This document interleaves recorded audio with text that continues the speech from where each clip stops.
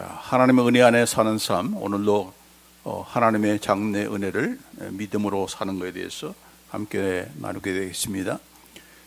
오늘 두 군데 본문인데 먼저 창세기 13장 14절로 18절입니다. 즉시입니다. 시작. 롯이 아브라함을 떠난 후에 여호와께서 아브라함에게 이르시되 너는 눈을 들어 너희 있는 곳에서 북쪽과 남쪽 그리고 동쪽과 서쪽을 바라보라. 보이는 땅을 내가 너와 네 자손에게 주리니 영원히 이르리라. 내가 네 자손이 땅에 티끌 같게 하리니 사람이 땅에 티끌을 능히 셀 수 있을진데 내 자손도 세리라.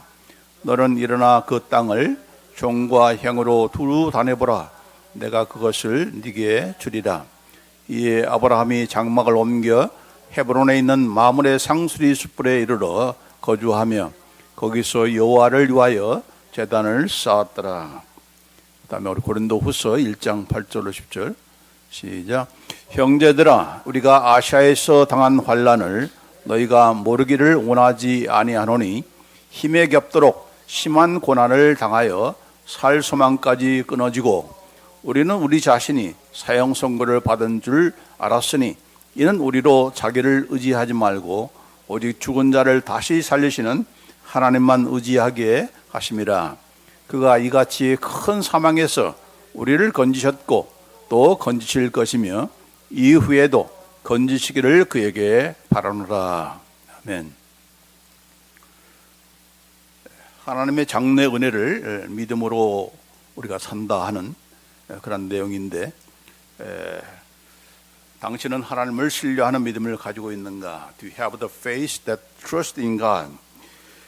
신앙이라고 하는 것은 하나님께 대한 행하신 일에 대한 감사함으로 앞으로 나가는 것이 아니라 그 감사함을 기준으로 해서 하나님을 신뢰케 하고 그 하나님을 신뢰하는 그 믿음이 바로 우리로 하여금 앞으로 나아가게 하고 또 어떤 어려움과 그런 도전이 온다 할지라도 걱정하나 염려하지 않고 그것을 뚫고 갈 그런 힘을 줍니다. 간단히 말하면은 감사가 아니라 믿음이 내일을 뚫고 나가게 할 그런 적극적인 힘이 됩니다. 하나님께 대한 감사함이 아니라 그 감사함이 그 감사함 때문에 더 하나님을 신뢰하게 되고 그 신뢰함이 그의 믿음의 근거가 되어서 어떤 상황이 온다 할지라도 어떤 도전이 온다 할지라도 또 앞날에 여러 가지 두려움과 무서움과 심지어는 걱정과 염려가 생긴다 할지라도 그것에 좌우되지 않고 하나님께서 나에게 베푸신 그 은혜를 생각하기 때문에 계속해서 믿음의 싸움을 싸우고 이겨나가는 그것이 바로 우리의 신앙생활인 거죠. 그러나 종종 우리가 이 신앙생활을 감사함 때문에 이렇게 유지하고 또 그것이 없자 신앙생활을 잘못하는 것으로 이렇게 오해하고 하는 가운데서 자꾸만 감사만 하라고 그렇게 요청할 때가 있습니다. 여러분, 세상을 이기는 것은 믿음이지 감사함이 아닙니다. 그렇죠? 세상을 이기는 것은 믿음이다. 우리가 하나님께 감사하지 못하기 때문에 신앙생활을 제대로 하지 못하고 있는 것인가? 그렇지 않죠. 여러분이 하나님께 감사할 줄 몰라서 뭐 주의를 빠지고 이렇게 주님의 일에 게을리하고 하나님께 또한 감사그란 물질도 드리지 못하는 그런 것이겠습니까? 말끝마다 하나님 감사합니다. 감사하신 하나님 그러는데 그렇게 감사함이 넘침에도 불구하고 또 상황이 안 되면은 어려우면은 또 가장 먼저 애누리하는 것은 신앙생활이요 교회 생활 아니겠습니까? 그러니까 결국은 감사가 문제가 아니라 믿음이 문제인 거죠. 믿음. 그만큼 믿음이 적기 때문에 믿음이 연약하기 때문에 환경이 닥치면은 그만 옛날에 하나님께서 베푸신 감사한 그런 일들에 대해서는 이렇게 잊고서 내 방향으로 내가 하고자 하는 일을 이렇게 감행하는 것입니다. 그렇기 때문에 하나님께서 이렇게 이스라엘 백성이 하나님의 참 얼마나 기적적인 그런 길을, 간섭의 길을 그들이 경험했습니까? 그럼에도 불구하고 이스라엘 백성이 제대로 신앙생활을 했는가? 항상 하나님께서는 왜 이렇게 너희들은 감사할 줄 모르느냐라고 하면서 하나님께서 이스라엘 백성을 책망한 적이 없습니다. 오히려 무엇을 책망했습니까? 왜 믿지 못하는 거야? 아직까지도 너 나를 믿지 못해? 그렇게 책망하셨지, 이 감사를 할 줄 모르는 이 배은망덕한 족속들아 라고 하면서 감사하지 못한 것을 책망한 적이 없습니다. 그렇죠? 그래서 여기 민수기 14장 11절에도 이 백성이 어느 때까지 나를 멸시하겠느냐? 내가 그들 중에 모든 이적을 행한 것도 생각하지 아니하고 어느 때까지 나를 믿지 않겠느냐? 중요한 것은 뭐예요? 아무것도 안 해주고 나를 믿으라고 하는 것이 아니다는 얘기죠. 믿을 만한 근거를, 그 역사를, 그 이적을 행하신 가운데서 이래도 나를 못 믿겠냐? 이걸 내가 행한 이유는 나를 믿으라고 그렇게 한 거 아니냐? 그렇게 말씀하셨지, 왜 이런 행하신 나를 감사하지 못하는 거야? 왜 불평하는가? 왜 원망하는 거야? 라고 하면서 감사하지 못하는 그런 이스라엘 백성을 책망한 적이 없습니다. 그러니까 감사가 문제가 아니라 그 감사거리를 준 그 이유는 뭘 하기 위해서? 하나님을 믿으라고, 믿으라고. 어떤 어려움이 닥친다고 해서 불평하지 말고, 불안하지 말고, 예전에 이렇게 했으니까 하나님께서 문제를 해결해 주실 거야. 그럼 믿음을 가지라고 그 근거로서 감사거리를 준 거지. 왜 나한테 감사하지 못하고 불평하는 거야? 그렇게 하기 위해서 하나님께서 그들이 감사하지 못한 것을 꾸중한 적이 없다 하는 것입니다. 그래서 감사가 문제가 아니고 바로 믿음이다. 믿음이다 하는 것을 오늘 핵심 강조해서 말씀을 드리고자 합니다. 우리가 하나님께 감사하는 이유는 감사거리가 있기 때문에 감사하는 거죠. 아무것도 감사할 것이 없는데 감사한 사람은 없잖아요. 그렇죠? 감사할 거리, 바로 하나님께서 어떤 방법으로 어떻게 나의 은혜를 주셨던, 응답을 하셨던, 나를 인도하셨던, 기적을 베푸셨던 간에 그것 때문에 감사하는 거 아닙니까? 그러나 그 감사하는 것에서 끝나기를 원치 않고 그 감사하는 것을 근거로 해서, 그것을 기초로 해서 어떤 상황이 온다 할지라도 염려하지 말고, 불안해하지 말고, 불평하지 말고 나만 믿으라는 거죠. 너를 그렇게 인도한 하나님이 지금도 너와 함께 한다는 것을 잊지 말아라. 그러면서 그 믿음을 가지고, 그러니까 그만큼 하나님 믿는 거죠. 그 믿음을 가지고 뚫고 나가면 된다. 그러기 위해서 우리에게 감사거리를 우리에게 주신 것이다라고 하는 것을 말씀하고 있는 것입니다. 우리의 그 인간관계도 마찬가지죠. 부모와 자식 간의 관계도 서로가 감사할 수 있어야 되는 거죠. 부모는 자녀에게, 자녀는 부모에게 감사할 수 있어야 될 것입니다. 그렇죠? 그럼 그 감사에서 끝나버리면 안 되는 거죠. 부모님께 감사는 해. 그런데 왜 부모님을 공경하지 못하고 또 이렇게 불효합니까? 감사하지 못해서가 아니라 감사를 따로 다른 방법으로 또 하는 자녀들이 있잖아요. 부정과 부정을 일삼으면서 그 이득을 가지고 부모님을 이렇게 도와준다. 이러면 그것은 결코 기뻐할 수 있는 그런 이런 효도는 아닌 거죠. 또 부부간의 관계도 마찬가지로 이 미국 땅에 와서 서로가 감사할 수 있는 그런 부부가 돼야 되겠죠. 서로를 이렇게 믿고 이렇게 와서 가정을 꾸려나가는 것이 쉬운 일은 아니니까 자존심 다 내팽개치고 가족을 위해서 서로 수고하는 것들을 우리가 감사할 수 있어야 되는 건데, 그러나 그 감사에서 끝나버리는 그런 그 부부 생활이 아니고, 그 감사를 통해서 그만큼 상대방을 신뢰하게 되는 거 아니겠습니까? 그러니까 이 신뢰가 무너지면은 아무리 감사거리가 많이 할지라도 결단코 행복한 그런 부부나 가정 생활이 될 수가 없는 거죠. 무엇이 문제입니까? 감사만이 아니라 그 감사를 근거로 해서 신뢰할 수 있는, 믿을 수 있는 그런 관계가 되어야 되는 거죠. 마찬가지죠. 하나님께서도 그것을 우리에게 원하시는 겁니다. 맨날 아빠가 나가서 집에 돌아오면은 선물 하나씩 가지고 들어올 때 자녀들은 땡큐 데디 이렇게 하면서 말을 하는데, 어느 날은 안 가지고 왔어요. 그러면 어떻게 됩니까? 아빠 미워. 이렇게 되면은 결국 이 자녀들은 뭘만 바라는 거예요? 선물만 바라는 거죠. 마치 그런 거예요. 우리가 신앙생활 하면서도 하나님 땡큐 하는데 뭔가 나에게 필요를 채워줄 때만만 하나님 땡큐지, 그렇지 않는 경우에 아직도 응답이 없고 아직도 해결하지 않을 때는 하나님 미워, 이렇게 됩니다. 미워해서 끝나는 것이 아니고 심지어는 이제 협박하는 거죠. 나 교회 안 나올래, 나 예수님 안 믿을래, 그렇게 협박을 하는 겁니다. 그러니까 하나님을 마치 요술방망이나 그 알라딘의 그 램프처럼 그렇게 문제를 때 내가 필요한 것을 채워주는 이런 나의 그런 책임을, 나의 필요를 채워주시는 그런 조력자나 그런 해결자로만 이렇게 대접하는 그런 일을 하나님께서 거절하시죠. 하나님이 그것을 원치 아니하십니다. 그런 상태에서 계속 땡큐만 하는 그런 자녀가 되지 않고, 왜 이렇게 하는 줄 아느냐, 네가 내 자녀이기 때문에 그런 것이고 그런 걸 통해서 나를 믿으라고, 나를 신뢰하라고 그렇게 하신 것이지, 그렇게 그냥 땡큐로 끝내버리는 그런 우리의 인생이, 또 하나님과 우리의 관계, 또 우리 인간과의 관계가 되기를 원치를 않는 겁니다. 이것은 예수님께서도 말씀하신 거예요. 예수님께서도 동일한 말씀을 하고 있습니다.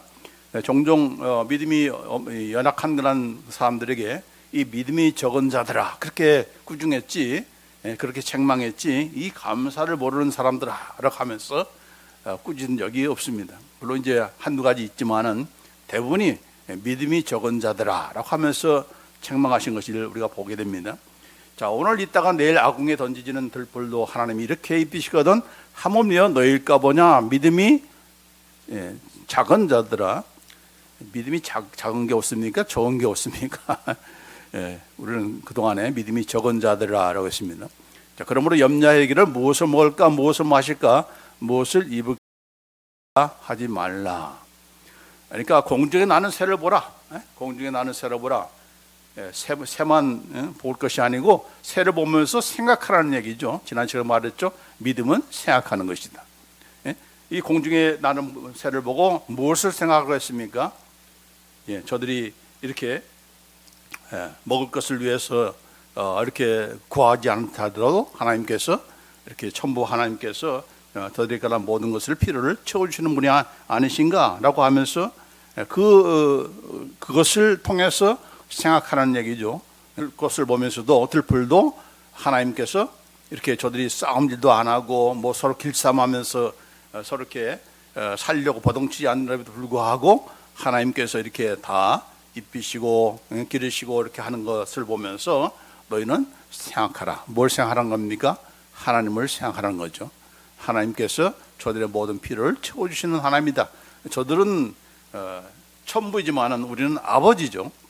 아버지가 하모니아라는 그런 말이 거기서 나온 거 아닙니까? 하모며 너일까 보냐. 새들도 들풀도 그렇게 입히시는데 하모며 너일까 보냐라고 하면서 그 믿음을 갖도록, 하나님이 어떤 분이라는 것을 갖도록 하기 위해서 이렇게 그 모든 것들을 하신 것인데 우리는 그것을 믿지 못한다는 거예요. 생각하지 않기 때문에, 하나님을 생각하지 않기 때문에 이렇게 하나님을 줘버리고 자꾸만 눈에 보이는 것을 향해서 무엇을 먹을까, 무엇을 입을까, 무엇을 마실까에도만 초점 맞추게 되고 먼저 하나님 나라와 그의 의를 구하지 않는 그런 일이 있게 된다는 겁니다. 그래서 뭐예요? 결국 생각하는 것이고 그 생각하는 이유는 믿으라고 하는 거죠. 하나님께서, 하나님이 어떤 분이라는 것을 우리 아버지가 나를, 그의 자녀인 나를 어떻게 인도할 건가를 think over, 생각하라. 그것이 바로 믿음이다. 그것을 못할 때에 너는 믿음이 적은 자야. 그래서 자꾸 염려하고 걱정 가운데서 살게 되는 거야 라고 하면서 그렇게 말씀하고 있는 거죠. 결국 뭐예요?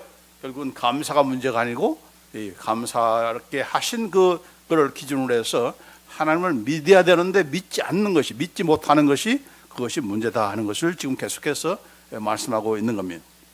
마태복음에도 예수님께서 하시는 말씀이 마태복음 8장 26절에 이제 풍랑이 일어나서 배가 뒤집힐 그런 상황 가운데 예수님은 배에서 콜콜 졸고 자고 있었죠. 그럴 때 막 제 아들이 예수님을 깨워서 우리가 죽게 되었습니다. 우리를 돌보지 왜 안 하십니까? 라고 하면서 이렇게 아우성 뜰 때 예수님께서 뭐라고 말씀하셨어요? 어찌하여 무서워하느냐? 믿음이 적은 자들아 하시고 곧 일어나서 바람과 바다를 꾸짖으시니 아주 잔잔하게 되거늘. 여기도 마찬가지요. 믿음이 적은 자들아 했습니다. 예? 믿음이 적은 자들아. 어떤 믿음을 가져야 됩니까? 예? 배가 뒤집히면 우리만 죽나? 예수님도 함께 죽는 것인데 예수님만 혼자 살고 우리는 그냥 죽게 내버려 두실 그런 우리의 스승인가? 그렇지 않다는 얘기죠. 그게 뭐예요? 그게 바로 믿음인 거죠. 그걸 생각하는 것이 바로 믿음인 거예요. 예. 근데 그것을 생각하지 않고 당장 닥칠 그런 위험만 보게 되는 거죠. 예? 예, 이렇게 배가 뒤집혀지고 이렇게 그냥 풍랑 가운데서 우리가 완전히 물에 빠져 죽을 거야. 그것만 생각하니까 예수님이 어떤 분이라는 걸, 누구라는 것을 잊어버리게 되는 거죠. 그렇죠? 그래서 항상 우리는 이런 배짱으로 우리가 살아야 되는 거예요. 그게 바로 믿음인 거예요. 하나님이 누구신가? 예? 하나님께서 누구신가? 하나님이 나를 이렇게 내버려 두실 하나님이 아니시지. 이렇게 죽도록 내버려 두시는 그런 우리 아버지가 아니시지. 이게 바로 믿음이고 그것을 생각하게 하기 위해서 여러 가지 우리가 우리의 생활 가운데서 우리 삶 가운데서 간섭하시고 인도하시는 것입니다. 그래서 이 아브라함이 어떤 믿음을 갖게 되었는가 하는 것을 우리가 잠깐 살펴볼 필요가 있는데 이 아브라함은 지금의 쿠웨이트 지방 갈대우르가 바로 이 쿠웨이트 지방인데 거기서 살고 있었습니다. 갈대우르는 그 당시에 메소포타미아 4대 문명, 세계의 그 4대 문명 가운데 하나인 메소포타미아 문명이 있었던 그런 곳이기 때문에 얼마나 그만큼 잘 살고 문화의 혜택과 문명의 혜택을 보는 그러한 그 지역이라는 것을 알 수가 있죠. 또 이 아브라함은 하나님의 부르심을 받기 전에 달을 숭배했던 그런 우상 숭배자였습니다. 자, 그런데 어느 날 하나님께서 나타나셔가지고 여기를 내 본토 친척을 떠나서 내가 내게 지시할 땅으로 가라라고 하면서 영광 가운데 나타나셨다고 했어요. 그러니까 하나님이 어떤 분인가 모르지만 어쨌든 하여튼 빛 가운데 영광 가운데 대단한 위엄을 가지고 나타나셔서 너 네 집에서 네 친척을 떠나라고 하면서 말씀하니까 명령을 하니까 아브라함이 어떤 반응을 보였습니까? 여러분 같으면 어떻게 되겠습니까? 잘 살고 있어요. 이렇게 집도 아주 거대한 집을 소유하고 이렇게 잘 살고 있는데 갑자기 하나님께서 나타나셔가지고 야 여기 달라스를 떠나 내가 너한테 보여줄 그런 땅으로 가라 할 때 선뜻 가겠습니까? 갈 사람이 없는 거죠. 그래서 이 아브라함이 혼자 떠나지 못하고 자기 아버지한테 상의를 한 거죠.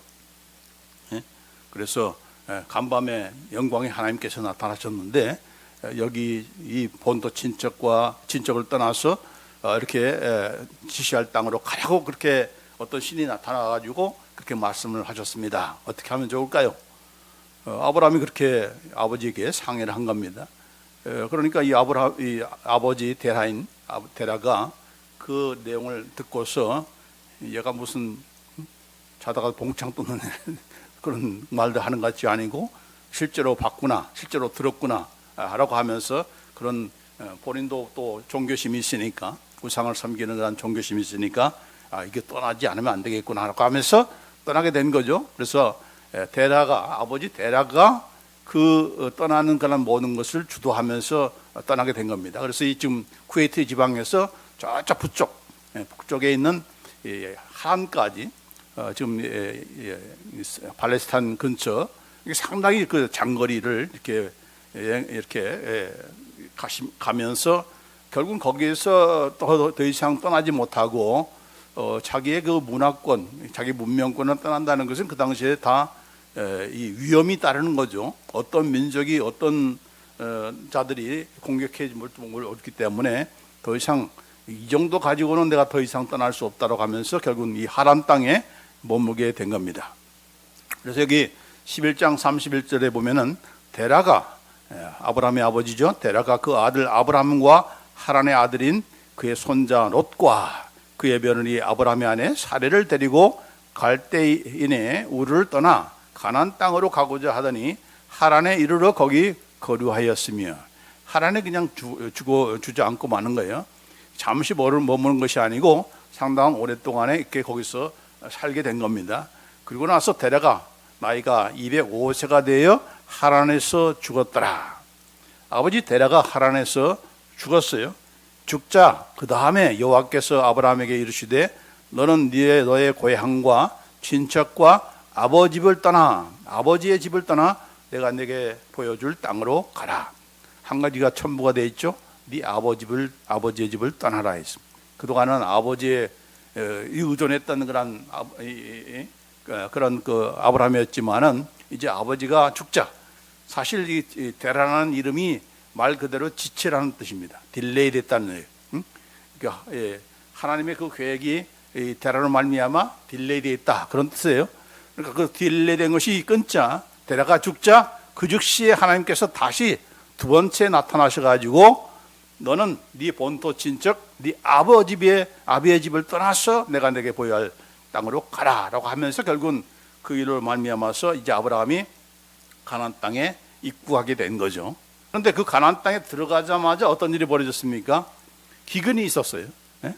양식이 없어가지고 다들 굶어 죽어야 될 그런 판국이기 때문에 결국은 아브라함이 그 기근을 피해서 애굽 땅으로 그 당시 그 나일강에 자리 잡고 있던 애굽이 상당히 비옥한 그런 땅이죠. 그래서 거기서 그리로 이제 내려가게 된 겁니다. 그래서 창세기 12장 10절로 11절에 그 땅에 이 가나안 땅에 기근이 들었으므로 아브라함이 애굽에 거류하려고 그리로 내려갔으니 이는 그 땅에 기근이 심하였음이라. 그가 애굽에 가까이 이르렀을 때에 그의 아내 사라에게 말하되 내가 알기에 그대는 아리따운 여인이다. 그래서 어떻게 됐습니까? 내 와이프라고 하지 말고 내 누이라고 내 시스터라고 그렇게 우리가 이게 하자 해가지고는 결국 애굽 땅에 들어간 거 아니겠습니까? 사실상 이 사례는 배달한 그런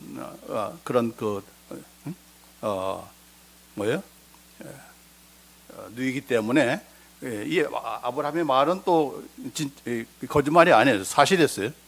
그러나 이제 배달한 누이라는 것은 사실이지만은 그러나 자기 아내는 그건 얼마나 사실인 거 아닙니까? 근데 그것을 숨기고 뭐 60대 여인이 얼마나 아름다운지는 모르지만은 이렇게 자기 그때야 뭐 힘 있는 사람이 무조건 뺏어가는 그런 시대니까 내 아내라 하지 말고 누이라고 하자 해서 들어갔는데 아브라함이 걱정한 대로 염려한 대로 결국은 애굽 왕이 이 사례를 보고 나서 그만 한눈에 그냥 반해가지고 자기 궁으로 데려왔잖아요. 그것으로 인해서 아브라함은 모든 것을 다 챙겼죠. 뭐 먹을 것만 아니라 뭐 소와 양과 무슨 가축과 약대와 이런 것들을 전부 다 이렇게 선물로 받고 다만 이제 아내만 이렇게 잃게 된 겁니다. 그런데 그 일로 말미암아서 그날 밤에 어떤 일이 벌어졌는가? 이 창세기 12장 17절 19절에 보면은 여호와께서 아브라함의 아내 사레의 일로 바로와 그 집에 큰 재앙을 내리신지라. 바로가 아브라함을 불러서 이르시되 네가 어찌하여 나에게 이렇게 행하였느냐? 네가 어찌하여 그를 내 아내라고 내게 말하지 아니하였느냐? 네가 어찌 그를 누이라 하여 내가 그를 데리다가 아내를 삼게 하였느냐? 네 아내가 여기 있으니 이제 데려가라. 그렇게 한 겁니다. 그러니까 뭐예요? 거짓말은 아브라함이 했는데 혼난 거는 아브라함이 아니라 바로 왕이 혼난 거예요. 이게 참 이상한 거죠. 오히려 혼내려면은 아브라함을 혼내야 되지 않겠습니까? 야, 너 살자고 네 와이프를 팔아? 너도 사느냐? 이렇게 하면서 이렇게 더군다나 내가 너한테 머물라고 줬던 그런 가나안 땅은 팽개치고 네 먹을 걸 찾아서 그냥 애굽으로 내려가라고 하면서 하나님께서 아브라함을 혼낸 것이 아니고 혼내지 않는 이유가 있죠.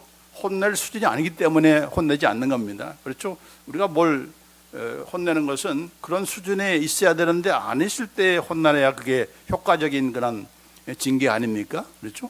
알아먹을 믿음도 없는데 혼내면은 믿음도 없는데 이제 막 교회 나왔는데 왜 이렇게 주일날 빠져요?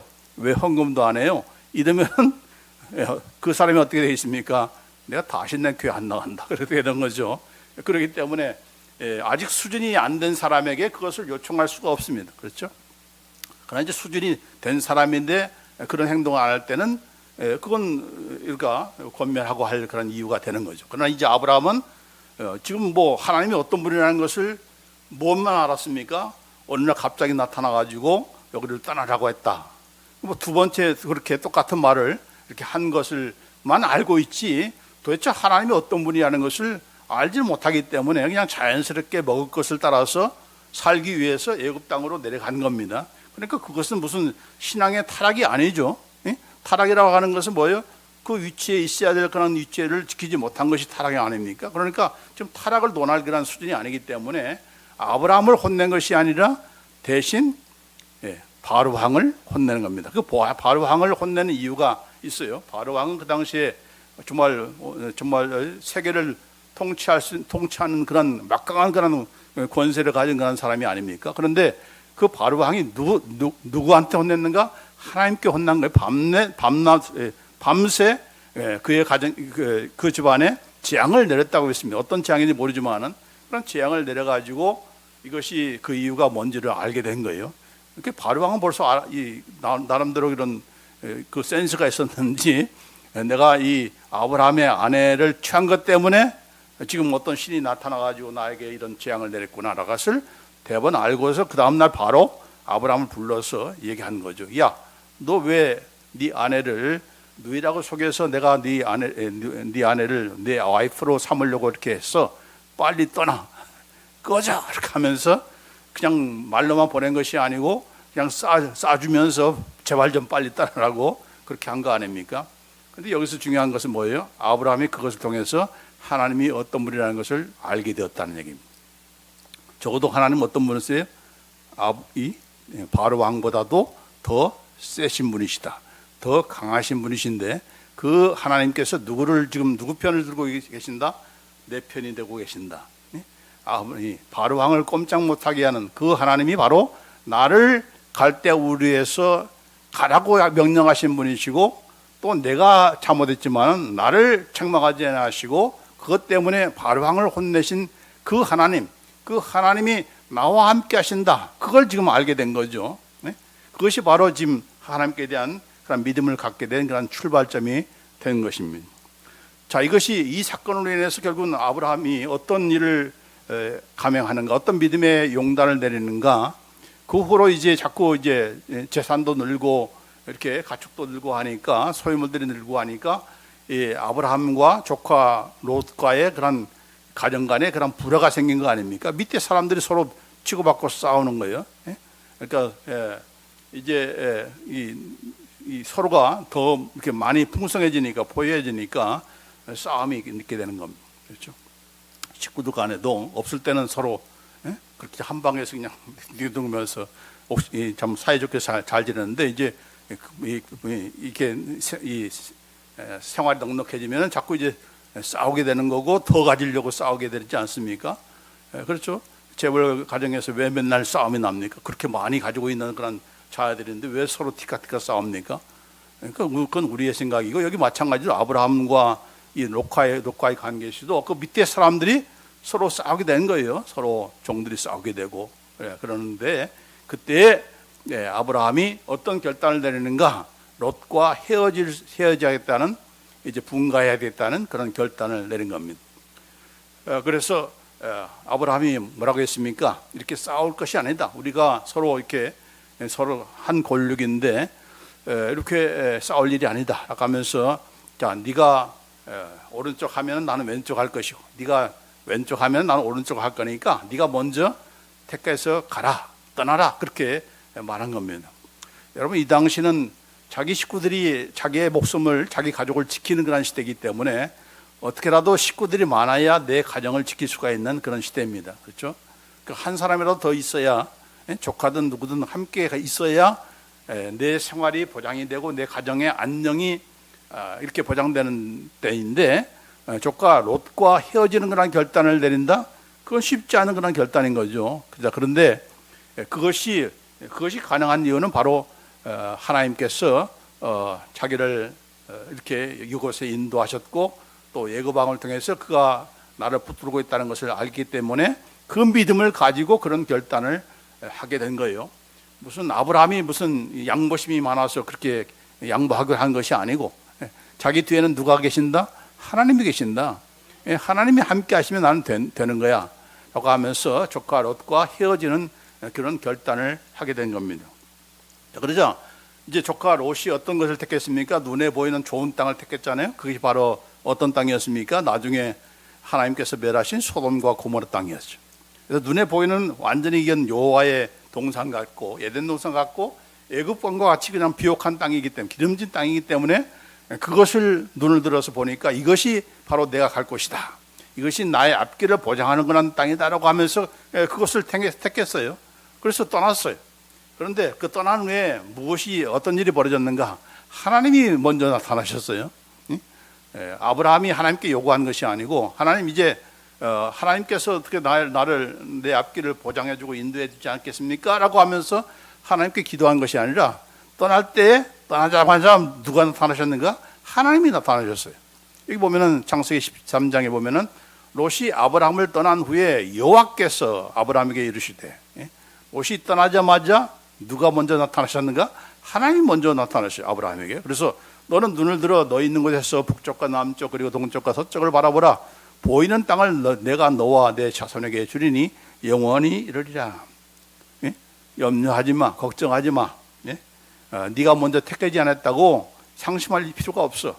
롯이 너를 떠났다고 그렇게 염려할 이유가 없어. 걱정할 필요가 없어. 이제 눈을 들어서 동서남북을 다 바라보라. 이것은 내가 너와 네 자손에게, 네 후손들에게 주어서 영영토로 이르게 할 것이다 라고 하면서 내가 네 자손이 땅에 티끌 같게 하리니 사람이 땅에 티끌을 셀 수 있을진데 네 자손도 세리라. 너는 일어나 그 땅을 종과 형으로 두루 다녀보라. 내가 그것을 네게 주리라. 롯이 택한 그런 땅은 그가 눈에 보이기에 좋은 그런 땅이었습니다. 롯도 눈을 들어서 봤어요. 땅을 본 거예요. 어떤 땅이 좋을지 생각하고 그걸 택했어요. 그러나 롯은 그의 생활 가운데 택한 그 결단 가운데는 누가 빠졌는가? 하나님이 없는 거죠. 하나님이 없는 그런 비전, 하나님이 없는 그런 계획, 하나님이 없는 그런 눈에 보이는 것, 그걸 따라서 가게 된 겁니다. 그러나 그 결과는 어땠어요? 나중에 다 이제 소돔과 고모라처럼 정말 문명은 발달했는데 결국은 거기에 대해서 동성연애도 나오고 그렇지 않았습니까? 그래서 하나님께서 멸할 수밖에 없는 그런 도시를 택한 거죠. 그러나 아브라함은 어땠습니까? 아브라함은 비록 먼저 양보했지만은 그걸 내가 갖고 싶은 건 갖지 않았지만 그러나 하나님께서는 하나님이 그의 모든 것이 되어 주셨죠. 그러니까 아브라함이 나는 이런 땅을 택할래. 내가 이제 뺏겼지만은 내가 택한 땅은 이것이야라고 하면서 스스로 연구하고 또 조사하고 해서 찾은 것이 아니고 하나님이 그의 비전이 되셔주고 하나님께서 너에게 모든 것을 내게 주겠다. 이렇게 하면서 하나님이 그의 모든 그런 비전과 또 장래와 앞으로에 관한 모든 것을 다 제공해 주시고 함께 하신다는 것을 이렇게 보게 된 거죠. 경험하게 된 거죠. 그래서 이렇게 결국 뭡니까? 아브라함이 이런 그 믿음을 갖게 된 것이 그 믿음의 조상다운 그 조상, 다시 말해서 심지어는 자기의 독자인 이삭을 바칠까지의 그런 믿음으로 성장한 이유는 바로 이런 한 계단 한 계단 하나님께서 인도하신 그 과거를 근거로 해서 그의 믿음이 성장했기 때문에 그것이 가능한 겁니다.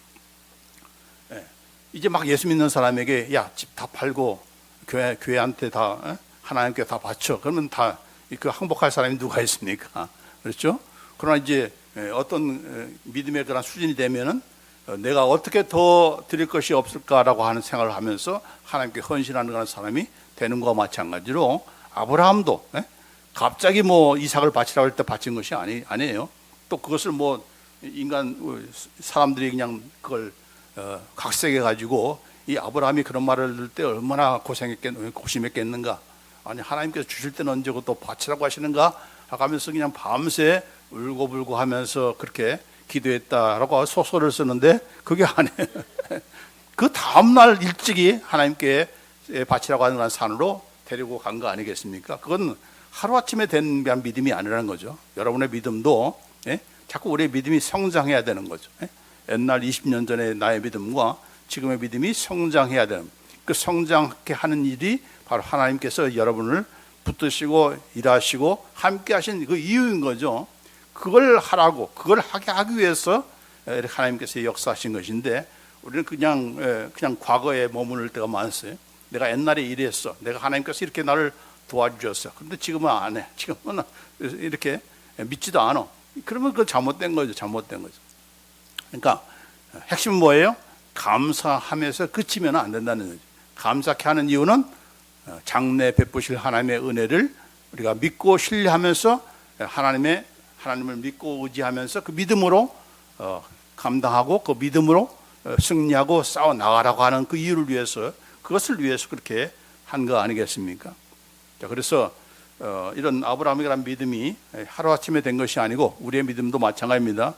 그분은, 이 아브라함은 우리의 믿음의 조상이에요. 믿음이라는 것이 무엇인지, 어떤 과정을 겪어야 되는지, 어떤 프로세스 가운데서 우리가 이르게 되는 건지를 보여주는 그런 가장 전형적인 그런 샘플인데, 바로 아브라함이 처음에는 그가 어떤 사람이었어요? 달을 섬겼던 그런 우상 숭배자였어요. 그런 그 아브라함이었지만 하나님께서 그냥 내버려 두시는 것이 아니죠. 여러분 처음 예수 믿을 때에 야, 예수 믿고 나서 내가 되는 더 안 되고 사업도 안 되고 뭐 이러냐, 나는 그럴 바에는 나는 예수 믿지 않을래라고 하면서 여러분도 그렇고 또 주위 사람도 그렇게 핀잔을 때가 많잖아요. 그러나 그런 핀잔 가운데서도 하나님께서 그렇게 내버려 두시는 분이 아니시죠. 간섭을 하셔서 어떻게 하나님께서 해결해 주시고 또 인도하시는지를 우리로 하여금 다 경험하는 가운데서 결국 우리가 예수를 믿어야 되겠구나. 내가 또 어떤 상황이 된다 할지라도 내가 하나님을 신뢰해야 되겠구나라고 하는 그 믿음으로 성장하는 것이 아니겠습니까? 그만큼 하나님께서 간섭하시는 이유인 거죠. 과거에 베푸신 그 은혜는 바로 그것을 위해서, 그렇게 그걸 통해서, 그 베푸신 은혜를 통해서 우리의 믿음이 성장하게 하기 위해서 그렇게 베푸신 것이다라고 하는 것을 우리가 배우게 되는 겁니다. 자, 아브라함만이 아니라 신약 성경에 나오는 그런 사도 바울도 어떤 믿음을 가졌는가를 우리가 오늘 본문 말씀에서 볼 수가 있습니다. 고린도후서 1장 8절 10절 말씀에, 형제들아 우리가 아시아에서 당한 환난을 너희가 모르기를 원하지 아니하노니 힘에 겹도록 심한 고난을 당하여 살 소망까지 끊어지고 우리는 우리 자신이 사형 선고를 받은 줄을 알았으니, 지금 굉장히 그 어려움 가운데 공경에 빠졌다는 것을 알 수가 있어요. 이제는 죽었구나, 이제는 이제 끝이구나. 그럴 때에 여기 뭐라고 해서 어떤 믿음을 가졌습니까? 이는 우리로 자기를 의지하지 말고, 여러분 자기가 아니고 나를 의지하지 말고, 자기 자신을 의지하지 말고 오직 죽은 자를 다시 살리시는 하나님만 의지하게 하심이라. 나를 의지하지 말고 하나님을 의지하게 하셔. 그 하나님 어떤 분입니까?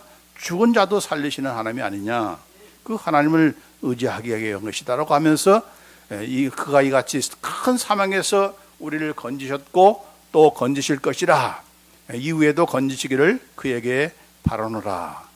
조금 다르게 번역이 됐지만 그를 의지하여, 하나님을 의지하여 이렇게 바란다라고 그런 소망을 가졌던 그런 사도 바울이었습니다.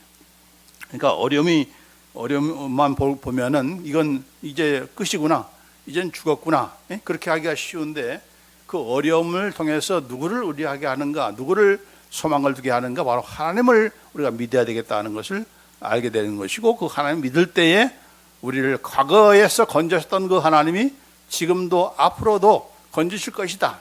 이게 바로 이제 그가 믿었던 그런 장래 베푸신 하나님의 은혜를 믿는 믿음으로 이렇게 승리하는 그런 사도 바울의 모습인 거죠. 그렇죠? 과거에도 그랬고 건지셨고 지금도 앞으로도 건져낼 것이다. 누구를 의지해서? 그를 의지해서, 하나님을 의지해서. 그러니까 하나님이 그렇게 하신다는 것을 사도 바울은 알고 믿고 또 문제를 해결했던 것이죠. 마찬가지죠. 우리도 그럼 우리가 되기를 원하는 거예요. 왜 하나님께서 우리에게 은혜를 베푸시는가? 이 믿음을 가지라고 하기 위해서 은혜를 베푸신 겁니다.